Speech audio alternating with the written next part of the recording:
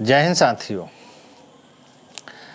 लोकसभा चुनाव के बाद कुछ सीट जो खाली हुए थे या ऐसे भी हमारे भारत में जो उपचुनाव हुए थे, उस उपचुनाव में बिहार में एक विधानसभा की सीट रुपौली उपचुनाव का आज गिनती था। गिनती तो आज सभी जगह का था, लेकिन आज चर्चा करते हैं रुपौली की, क्योंकि रुपौली उपचुनाव में निर्दलीय प्रत्याशी शंकर सिंह ने जेडीयू के उम्मीदवार कलाधर मंडल और राष्ट्रीय जनता दल बीमा भारती यानी दोनों को हराकर निर्दलीय उम्मीदवार शंकर सिंह ने जीत हासिल किया। जीतना हारना ये कोई बड़ी चीज़ नहीं है, लेकिन रुपौली का चुनाव और पूर्णिया का चुनाव पर मैं चर्चा इसलिए करना चाहता हूँ कि रुपौली चुनाव जिसको कि माननीय नीतीश कुमार और तेजस्वी यादव जी ने इस उपचुनाव को अपनी प्रतिष्ठा का विषय बनाए हुए थे और दोनों व्यक्ति इस चुनाव में काफ़ी ज़ोर शोर से प्रचार प्रसार किए, क्योंकि दोनों लोग यही सोच रहे थे कि हमारी प्रतिष्ठा की लड़ाई है। और जेडीयू के उम्मीदवार भी हार गए और राजद के भी बीमा भारती हार गए। अगर यूँ कहिए कि या तो दोनों आदमी की प्रतिष्ठा बच गई या फिर दोनों आदमी की प्रतिष्ठा नहीं बची। ये अपने अपने नज़रिए से जैसा जिनको सोचना है सोचे। लेकिन रुपौली उपचुनाव और पूर्णिया का जो लोकसभा चुनाव एक हमारे देश में बहुत बड़ा संदेश दिया। संदेश क्या दिया कि अब जनता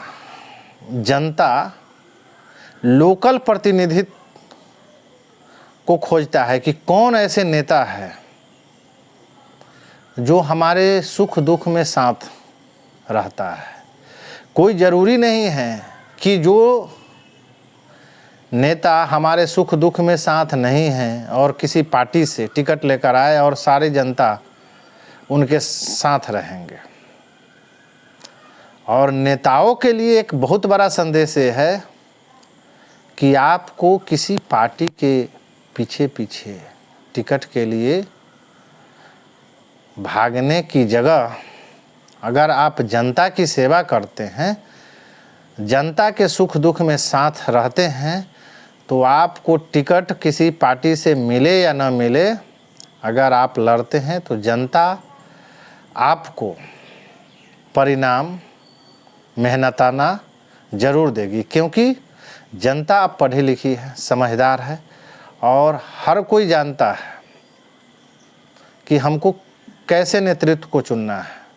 और पार्टी के लिए एक संदेश क्या है कि कोई भी पार्टी, मैं किसी व्यक्ति विशेष पार्टी की बात नहीं करता हूँ, कोई भी पार्टी किसी वर्ग को, किसी जाति को, किसी धर्म को बंधुआ मजदूर समझना बंद कर दीजिए। और अगर आप सोच रहे होंगे जो कोई भी पार्टी जनता मेरा बंधुआ मजदूर नहीं है, जो हम इस पार्टी के हैं तो इस जाति के लोग हमको वोट देगा ही देगा, ये धर्म के लोग हमको वोट देगा ही देगा, हम पार्टी के नाम पर कैसा भी कैंडिडेट को क्षेत्र में भेज देंगे और वो जीत कर आएगा ही आएगा। अब जनता ये सोचती है कि कौन ऐसे नेता है जो हमारे सुख दुख में अगर हम फ़ोन करें तो मेरा फ़ोन कौन अटेंड करेगा। हमको कोई ज़रूरत हो, कोई हॉस्पिटल में ज़रूरत हो, बेड नहीं मिल रहा है, तो कौन नेता है जो हमको बेड दिलाएगा, हॉस्पिटल में पैरवी करेगा, हमारे सुख दुख में साथ रहेगा। ऐसे नहीं है कि पार्टी के नाम पर आए टिकट लेकर और नॉमिनेशन के दिन आए कि हमने भाई पार्टी ने टिकट दिया है, हम नॉमिनेशन इस दल से दे रहे हैं और हमको आप वोट दीजिए। है देते हैं, पार्टी के नाम पर भी वोट मिलता है। लेकिन जिस प्रकार ये रुपौली उपचुनाव हुआ और पूर्णिया का जो चुनाव हुआ, वो एक बहुत बड़ा संदेश दिया है, खासकर नेताओं के लिए, कि नेता अगर क्षेत्र में काम नहीं करते हैं जनता के बीच नहीं बने हुए रहेंगे, जनता के सुख दुख में नहीं रहेंगे, तो आप किसी भी पार्टी से टिकट लेकर आइएगा, आपको हराकर भेजेंगे यहाँ से। आपकी प्रतिष्ठा को, इसको आप यही कहिए कि मेरा प्रतिष्ठा बच गया या दोनों की प्रतिष्ठा चली गई, लेकिन आपकी प्रतिष्ठा को ऐसे ही करके भेजेंगे। और अब मैं करता हूँ अब राष्ट्रीय जनता दल की बात, क्योंकि मैं पहले भी एक वीडियो बनाया था कि राष्ट्रीय जनता दल को, हम लोग छोटे वर्कर हैं, हमारी ऐसी नहीं है कि सब बात मान ही ली जाए, लेकिन मैं अपने राष्ट्रीय जनता दल के शीर्ष नेतृत्व को ये कहना चाहता हूँ कि हमारे बिहार राज्य में बहुत ऐसे शंकर सिंह जैसे लोग हैं, बहुत ऐसे पप्पू यादव जैसे लोग हैं, बहुत ऐसे पवन सिंह जैसे लोग हैं। वैसे लोगों को जो अपने दम पर, बिना पार्टी के नाम पर, बगैर पार्टी के सिंबल लिए हुए, अपने दम पर किसी भी क्षेत्र में 25 से 30 हज़ार वोट लाने की क्षमता रखते हो, वैसे लोगों को टिकट दीजिए। पार्टी के ऊपर वैसे लोगों को, चाटुकार जो लोग, जो परिक्रमा 10 सर्कुलर रोड के जिस परिक्रमा करते रहता है, चाटुकार जिसको 2 वोट बनाने की क्षमता नहीं है, वो पार्टी के ऊपर बोझ बना हुआ है, और जिसको आप वरिष्ठ नेता कहते हैं, वो जो कि अपने दम पर मुखिया का इलेक्शन नहीं निकाल सकता है, और वैसे लोगों को अगर टिकट देंगे तो परिणाम फिर आएगा। और चाटुकार लोग कभी आपकी कमियां नहीं बताएगी। चाटुकार लोग पार्टी का चाहे कितना भी नुकसान हो जाए, वो कभी नहीं बताएगा कि नहीं ऐसा करने से ये हुआ। जिस तरह लोकसभा में मैं बार बार बोलते रह गया कि हमारी पार्टी के अंदर जो अंतरकलह है उसको दूर किया जाए, लेकिन इस पर कोई ध्यान नहीं दिया। नतीजा देख लीजिए, घर टूट रहा है और दूसरे के घर को बचाने के लिए चले हैं। अपने घर की रक्षा करना सीखिए, पहले अपने घर को बचा लीजिए। घर बच जाएगा तो वही घर के लोग जो है दूसरे घर को भी बचा लेगा, लेकिन अगर घर टूट गया तो दूसरे घर के लोग भी नहीं बचेंगे, दूसरे घर के लोग को नहीं ला पाएंगे।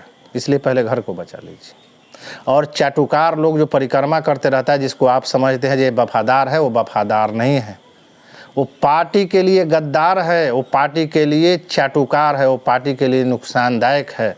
नहीं तो बताइए, जिसको आप वरिष्ठ नेता कहते हैं, बिना सिंबल के लड़ा कर देख लीजिए, क्या वो मुखिया का चुनाव निकाल ले, जिला परिषद का चुनाव निकाल ले। तो ऐसे चाटुकार लोगों को टिकट कोई ज़रूरी नहीं दीजिए। टिकट ऐसे लोगों को दीजिए जो अपने दम पर कम से कम किसी भी क्षेत्र में 20,000 मिनिमम वोट लाने की क्षमता रखता हो, और जब पार्टी से मिलेगा तो पार्टी का सपोर्ट मिलेगा, वो आराम से सीट निकाल लेगा। और दूसरी बात, टिकट जो नॉमिनेशन के दिन जो देते हैं ना, मैं अपने पार्टी के शीर्ष नेतृत्व को, मैं मानता हूं कि मैं एक छोटा वर्कर हूं, लेकिन कोई ज़रूरी नहीं है छोटा वर्कर को ज्ञान नहीं है, और जो बहुत बड़े पद पर बैठे हुए उनको बहुत चाणक्य बन बैठे हैं। क्योंकि आप ऐसे लोगों को टिकट दीजिए, और टिकट जो नॉमिनेशन के दिन टिकट देना बंद कर दीजिए। टिकट अभी से दे दीजिए, अभी से सिंबल अगर नहीं भी देते हैं तो एक औपचारिक ऐलान कर दीजिए, उनको वैकल्पिक तौर पे अपने अपने क्षेत्र में भेज दीजिए कि भाई इस क्षेत्र से तुमको चुनाव लड़ना है, और इस क्षेत्र में अपने जनता के बीच जाओ, और जो फीडबैक मिलेगा जनता का उस हिसाब से मैं आपको टिकट दूंगा। और जनता से फीडबैक लीजिए। जो सर्कुलर 10 सर्कुलर रोड के और जिला में प्रदेश कमेटी के जो चारों तरफ जो भी जाते हैं ना चाटुकारिता करने के लिए, जो सही बात नहीं बताते हैं, सही बात अगर जो शुभचिंतक होते हैं ना, वो हमारी कमियां ज़रूर बताएंगे कि यहाँ पर इस कमी को दूर कीजिए। इसलिए मैं ये कहना चाहता हूँ अपने पार्टी के शीर्ष नेतृत्व को, जे अभी से जो भी गठबंधन करना हो, इंडिया गठबंधन के तहत एक वैकल्पिक तौर पे गठबंधन कर लीजिए कि भाई आपको इतना सीट इतना, और अपने अपने क्षेत्र में अभी से भेज दीजिए कि जाइए आपको इस क्षेत्र से चुनाव लड़ना है, और उसमें जनता के बीच बने रहिए, जनता के घर घर जाइए, जनता के बीच जाइए, जनता के बीच में मेहनत कीजिए। ना कि पार्टी के सिंबल लेकर नॉमिनेशन के दिन सिंबल दे दीजिए, जाइए मेरे ऊपर सर पे बोझ बन के जाइए, मैं अपने माथे के ऊपर बोझ बन के भेज रहा हूँ, आप बोझ बन के पार लगाइए नैया, चाहे फिर आकर मेरे माथे पर बैठ जाइए। तो ऐसे लोग पार्टी के लिए नुकसानदायक होते हैं। और जो समीक्षा बैठक थी ना, जो समीक्षा बैठक में एक भी ऐसे लोग को मैं नहीं सुना कि जो समीक्षा बैठक में असली हार की समीक्षा का कारण बताए। सब वही ये नहीं हुआ वो नहीं रहे, असली हार की समीक्षा का कारण तो बताइए। क्यों किसी के साथ गद्दारी करते हैं? रहिए जिसके साथ रहिए, ईमानदारी से रहिए, नहीं तो मत रहिए, सीधी सी बात है। चटुकरता करने की क्या ज़रूरत है? नेताजी कर रहे हैं, गलत भी कर रहे थे, नहीं कहीं ये नहीं हो जाए कि कहीं मैं कुछ बोल दूंगा नेताजी नाराज़ हो जाएंगे, बेशक नेताजी हार जाए। मैं अपने लोकसभा चुनाव के अंदर, लोकसभा चुनाव जब चल रहा था, बहुत सारे बात बताते गया कि यहाँ ये चीज़ दूर कीजिए, क्योंकि आपका एक व्यक्ति टूटने का मतलब 100 वोट नुकसान हो रहा है। लेकिन जो आगे पीछे जो चाटुकार लोग थे, नहीं इससे कोई फ़र्क नहीं पड़ने वाला है, कोई फ़र्क नहीं। मैं उनको कैलकुलेशन करके भी बताया कि अगर एक वार्ड में एक आदमी अगर नाराज़ है 15 से 20, तो ये पूरे लोकसभा क्षेत्र में 75-80 हज़ार वोट होता है। तो ये रुपौली उपचुनाव किसी भी पार्टी के लिए, और पूर्णिया लोकसभा चुनाव किसी भी पार्टी के लिए एक बहुत बड़ा संदेश है, और ख़ासकर नेताओं के लिए एक बहुत बड़ा संदेश है। और उन नेताओं के लिए भी बहुत बड़ा संदेश है जो जिनको लग रहा है कि हमको कहीं किसी पार्टी से टिकट नहीं मिलेगा, टिकट मिलने वाला नहीं है, और मैं लड़ना चाहता हूं, नहीं मिलेगा तो मैं नहीं जीत सकता हूं। आप जनता के बीच बने रहिए और जनता आपको आशीर्वाद जरूर देगी। तो नेता के लिए भी संदेश है, पार्टी के लिए भी संदेश है कि अगर आप किसी को सर पे अपना बोझ बनाकर भेज रहे हैं कि जाओ तुम मेरे सर पे बैठ जाओ और जाकर बोझ बन के और सीट निकाल कर ले आओ, तो ये संभव नहीं है। जनता अब देखता है कि रात के 12 बजे अगर किसको हम अगर ज़रूरत पड़ेगा तो कौन नेता, हम रात के 12 बजे हम नीतीश कुमार जी को फ़ोन नहीं करने जाएंगे। रात के अगर किसी काम के लिए ज़रूरत पड़ेगी तो नीतीश कुमार जी मेरा फ़ोन नहीं उठाएंगे, मेरा चिराग पासवान फ़ोन नहीं उठाएंगे, मेरा तेजस्वी यादव फ़ोन नहीं उठाएंगे, मेरा लालू यादव फ़ोन नहीं उठाएंगे, नरेंद्र मोदी फ़ोन नहीं उठाएंगे। फ़ोन उठाएगा तो मेरा क्षेत्रीय विधायक फ़ोन उठाएगा, और ऐसे क्षेत्रीय विधायक को मैं चुनूंगा जो हमारा फ़ोन उठाए, जो हमारी मदद करे। और इस बात पर विचार करना पड़ेगा, बाकी करना तो आपको है, और जैसा करेंगे परिणाम वैसा मिलेगा। फैसला आपके हाथ में है, जो करना है। मैं जानता हूँ कि हमारे जैसे छोटे छोटे वर्कर को क्या वैल्यू है, लेकिन जब तक ऐसे लोगों का, जो ज़मीनी लोग हैं, जो ज़मीन से जुड़े हुए लोग हैं, उन लोगों की बात नहीं सुनेंगे, क्योंकि एक कलेक्टर किसी किसान का समीक्षा नहीं कर सकता है। किसान का दर्द किसान ही जानता है। उसी तरह एक बूथ लेवल की कार्यकर्ता, बूथ जिताना है तो बूथ लेवल का कार्यकर्ता, बूथ कमेटी का मतलब ये नहीं है कि कागज़ पर दिए कि लिख कर दे दो नाम 10-15 हो गया बूथ कमेटी, और बूथ जीते चाहे नहीं जीते।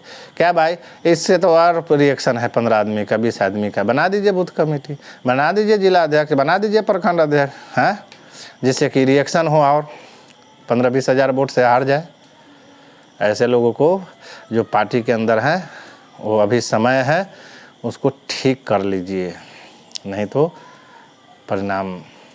और एक और चीज़ जो बहुत सारे लोग, एक चीज़ मैं देख रहा था लोकसभा चुनाव के बाद, पार्टी का उस पर कार्रवाई करेगी। अरे पार्टी कार्रवाई क्या करेगी? पार्टी तनख्वाह बंद कर देगी, किसी वर्कर को नौकरी से निकाल देगा। पार्टी, अगर मैं पार्टी का वर्कर हूँ तो मेरा पार्टी तनख्वाह बंद कर देगा, मुझे मेरा नौकरी से निकाल देगा या तनख्वाह बंद कर देगा? ऐसी छोटी छोटी बातें करना बंद कर दीजिए। इसको दूर कीजिए ना, जो क्यों नाराज़ है, क्या कारण है, कैसे उस चीज़ को दूर किया जा सकता है। अरे पार्टी के कार्रवाई से डर उसको है जिसको टिकट लेना है, उसको डर है कि जब हम पार्टी हटा देगा तो हमको टिकट नहीं मिलेगा। और जो पार्टी का झंडा ढोने वाला है उसको पार्टी कार्रवाई करेगी। क्या करेगी पार्टी? कोई भी पार्टी हो, क्या तनख्वाह बंद कर देगा, नौकरी से निकाल देगा? ऐसा धमकी वाला बात नहीं।